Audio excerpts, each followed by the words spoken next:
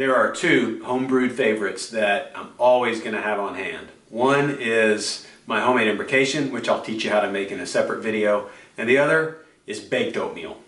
It's a perfect pre-ride meal, and as an added bonus, if you call it oatmeal cake, your kids will gobble it up. You'll need 6 cups of oatmeal, 4 eggs, 2 cups of milk, 1 cup of olive oil, 4 teaspoons of baking powder, and then chia seeds or apples or raisins as options. First thing to do is set the oven to 350. Get it heating, because by the time you get everything mixed up and put in the pan, the oven will be ready. Combine all the dry ingredients and then combine all the wet ingredients separately. I like to whip the eggs before pouring in the milk and the olive oil. Next step is to grease the pan so that you get nice crispy edges on the baked oatmeal.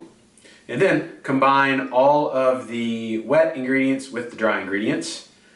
And I like to mix by hand. It's a little messy, but it's the best way I've found to make sure that you get a consistent blend of all the ingredients. Then you pour it all in the pan and smooth it out with a spoon. I like to flatten it out all around. If you prefer kind of a rough top, that's great too.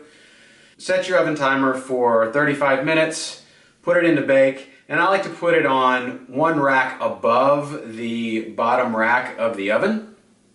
35 minutes later and your new addiction comes out of the oven.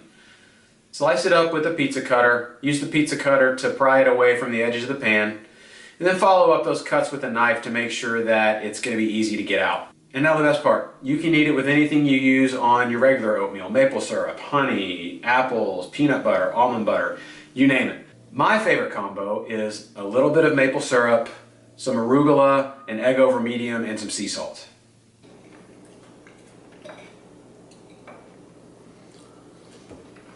Oh man, that's good.